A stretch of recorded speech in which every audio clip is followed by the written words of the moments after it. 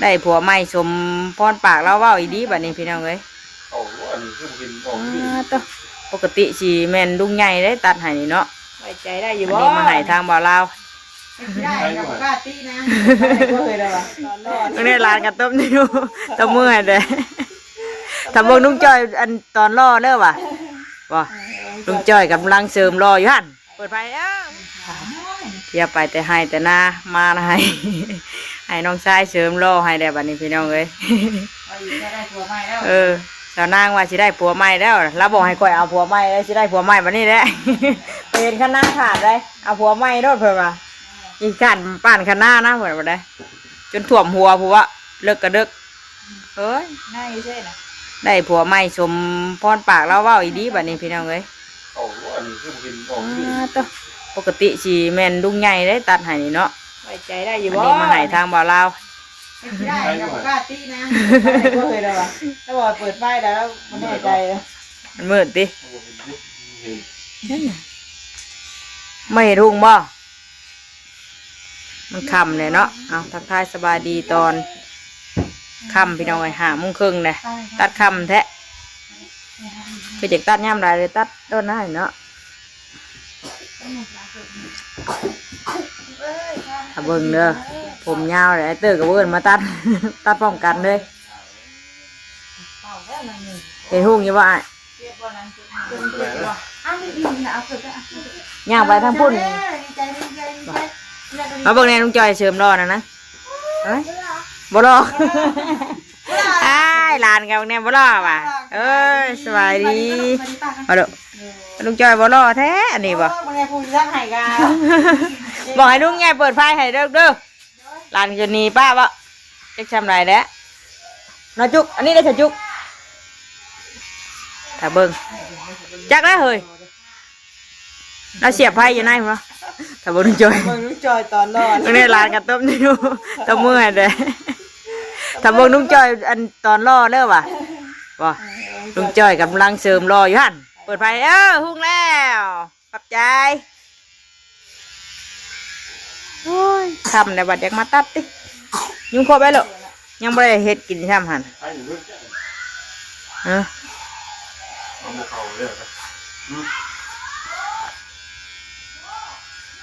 ใช่ดูยืนให้กำลังใจลุงจอยเพราะยืนให้กำลังใจลุงบ่ยืนให้กำลังใจลุงคนใดลุงคนตัดบ่ดูลุงคนถึกตัดมาดูละลุงนั่นเราไปเคยตัดให้ได้จอยหัวแรกของเราไปจักหัวแรกแห้งมันจักดิเบิดคนเหรอ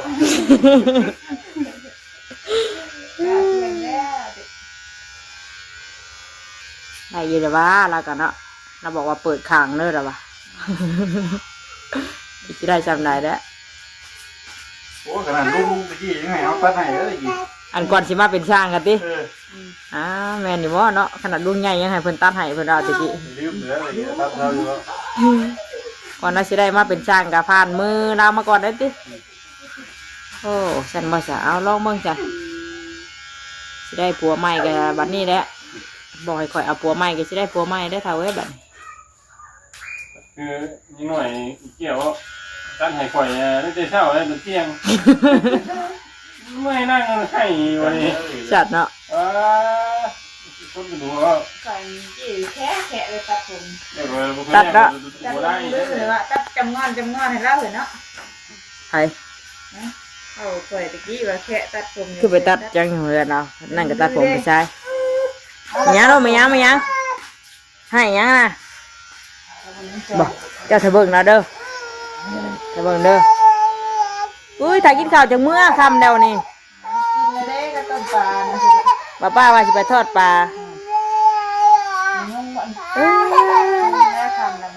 หายก็เฮ้ยเป็นยังไงกินนะว่ายาแล้วดูกินแล้วตอนเที่ยงนะตอนกินนอนเป็นกินอีกเอ้าไปฉันไปจุ๊บไฟทอดปลาถาดด้วยเธอเด้อเดี๋ยวจังหวะเรารอไปให้เบิ่งเด้อไปทอดปูทอดปลาก่อนพี่น้องเลยเดี๋ยวกินข้าวกินน้ำก่อนยังเมื่อดูเลย ข้ามไปเลย โอ้ห้องหลังแท้ใครแน่เดี๋ยวบอกใครนะเออ อันนี้เด้อ ใครแน่แล้ว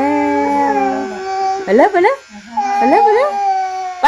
เดี๋ยวจะหน่อยมาเบิ่งไปทอดปลาก็ได้เฉยเด้อเฮ็ดกินปลาคือเก่าแล้วมื้อนี้ก็ได้ใส่ไข่เด้อไข่โอ้เห็นหุ่งมาพี่ลูกมาพี่ ไป มาพี่ กระเป๋าก็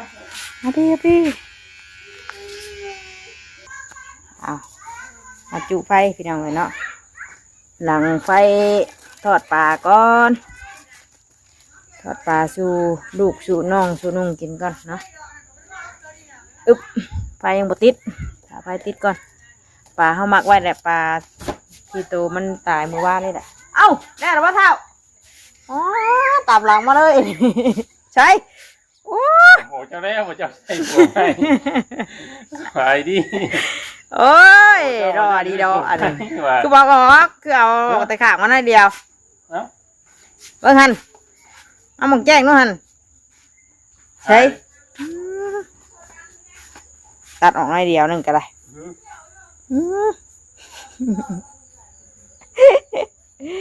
โอ้ยไปตัดจำเจียกับบ่ ได้จ้ะ ฮะ ได้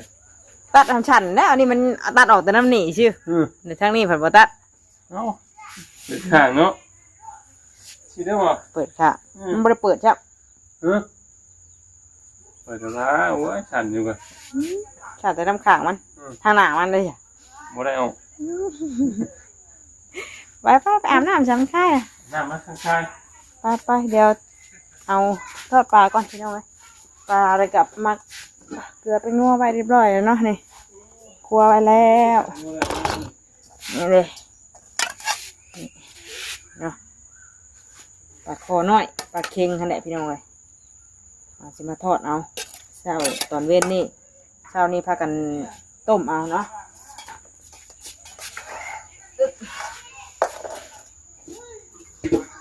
สบายดีพี่น้องเห็นอยู่บ่ท่า ๆเอ๊ะ หาหมอมาดูกระทะไหม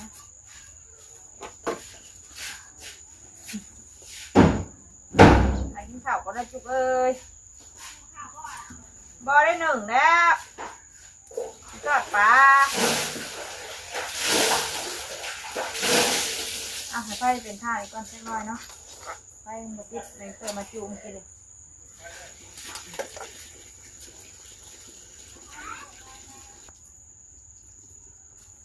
ทำเลยเนาะ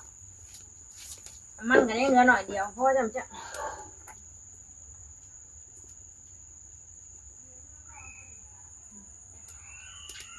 กดเลย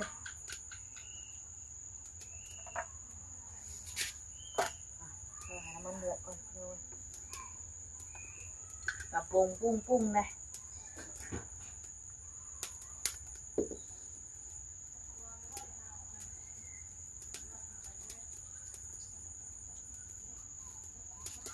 กะริมทุ่งนาพี่น้องอยู่เห็ดกินก็ไปเห็นธรรมชาติขาวน้ำเนาะเต็มเยอะ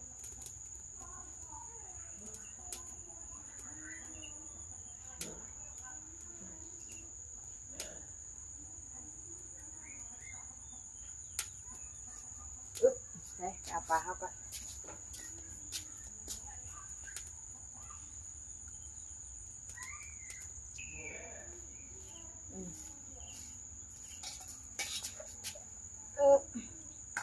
ห่อนนะบ่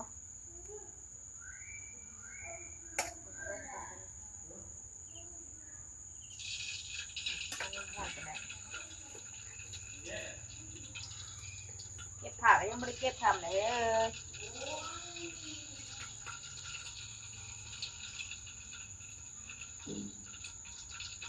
มันกินครบดิทอดลายต้นกินเนาะ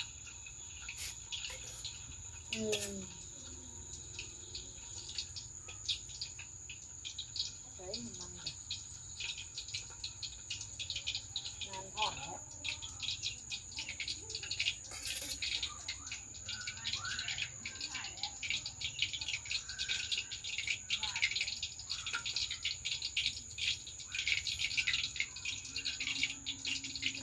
6 โมงแ เลย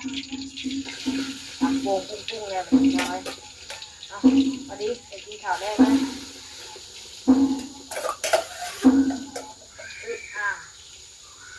กินข้าวได้แต่เมื่อไรแล้วมัน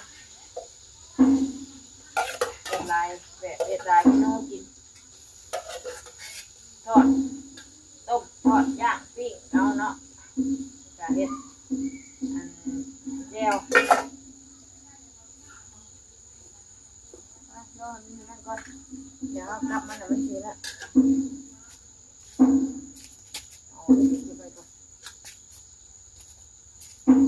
ตำโป่งปุ้งแหละคำแล้ววันนี้เนาะ6 โมงเลยทางบัดเพิ่นตำโป่งเลยพี่น้องเอ้ยจนเปิดไฟมันบ่แล้วอยู่พี่น้องเอ้ยนอนเห่งก่อนเอาแก๊สก็มีอยู่แต่ว่าเราไม่ได้ใส่เนาะมาใส่เตาถ่าน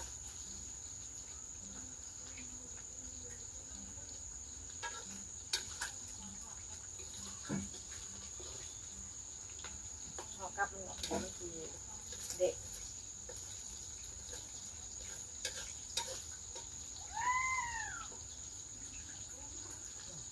เราเจียวอยู่บนป่า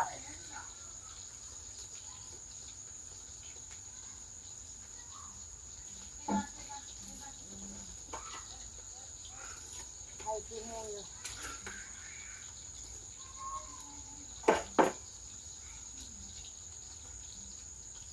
น้ำเลยแม่ดูเอ้ยคำเลยน้ำในนี่กินข้าวกินน้ำได้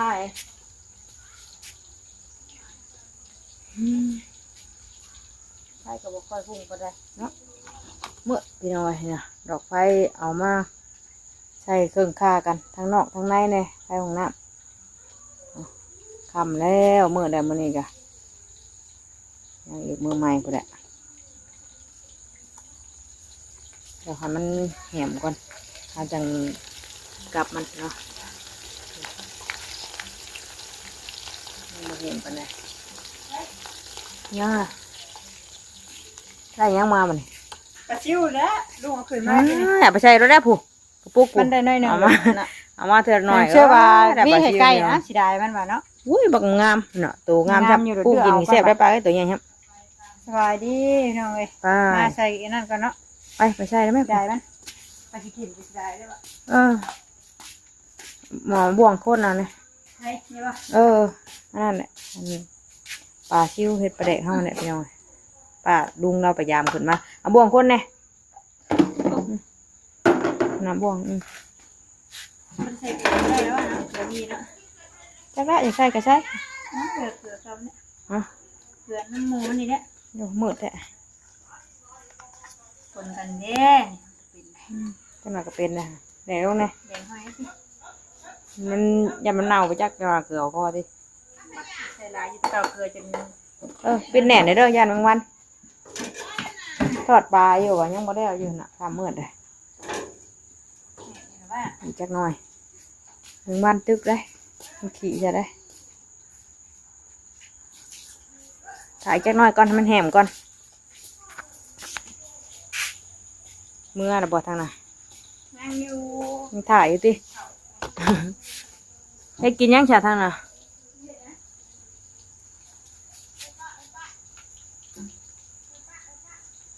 เอิ้นป้าก็เป็นบ่จุก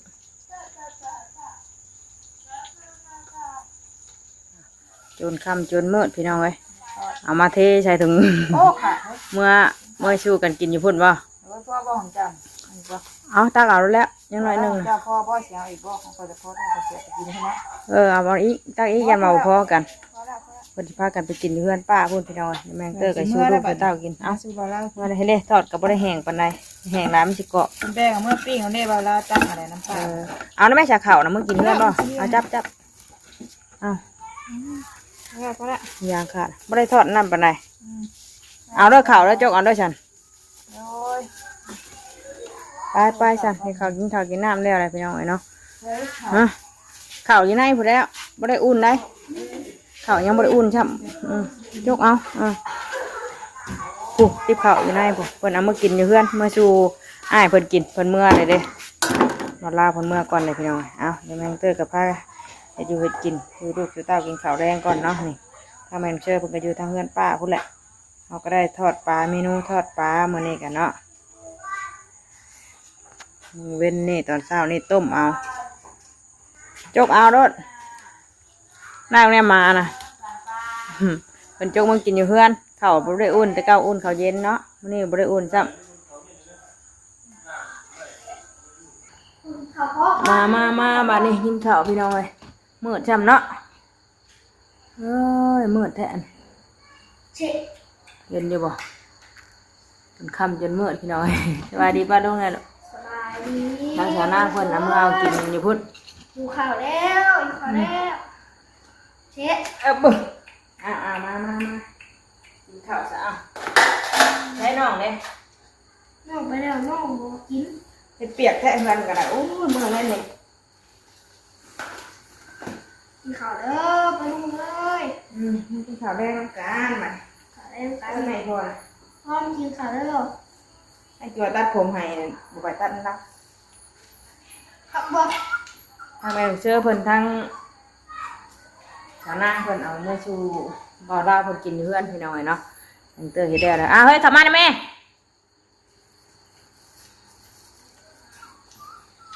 มากินบ่ เปียกแค่ เปียกแล้วลูกย่าได้อาบน้ำมันจะอาบน้ำแล้วบ่ลูกไม่ถูกอาบน้ำแล้วเรียบร้อยยังแต่อีแม่นี่ไปลูกไปกินข้าวไปสบายดีป้าลุงหูไป ถ้าไปเรียนไปแล้วก็ อาบน้ำหัวเปียกมันเยอะเดี๋ยวเช็ดผมมันแห้งกว่าลูกละเดี๋ยวไปสบายนะใส่ชุดนอนเรียบร้อยนี่เมียยังเห็ดกินยังบ่แล้วอยู่เลย เด้อกินข้าวเด้อ จนอาบน้ำบดได้ไปกัน ไปดี ไปใส่กินข้าวกินน้ำพี่น้องเลย มีแต่ปลาคังแห้ง กินข้าวเมนูปลาคือเก่ามื้อนี้กันเนาะ เอามา ไปคลิปนี้ก็จบคลิปก่อนเนาะกินข้าวกินน้ำยำแรงเด้อพี่น้องเด้อแต่สิไปป้าแล้วเนาะให้พ่อกันดีคลิปหน้าคลิปนี้ก็มาเฮ็ดอยู่เฮ็ดกินชูลูกชูเต้าชูลูกชูปัวชูน้องชูลุงกินคือเก่า